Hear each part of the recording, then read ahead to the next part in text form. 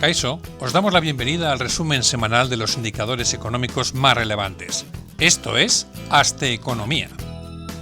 En primer lugar, destaca la fuerte subida de las exportaciones vascas al extranjero, que aumentaron casi un 40% en marzo.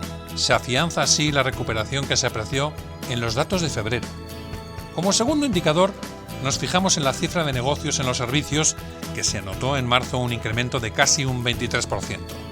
Es una tasa excepcionalmente elevada que se consigue, en gran medida, por su comparación con el mes de marzo de 2020, que estuvo condicionado por las restricciones. Y por último, recogemos la cifra de negocios en la industria, que también registró un incremento destacado, en concreto del 35%, aumento que igualmente se explica por la caída del pasado año. Hasta la próxima.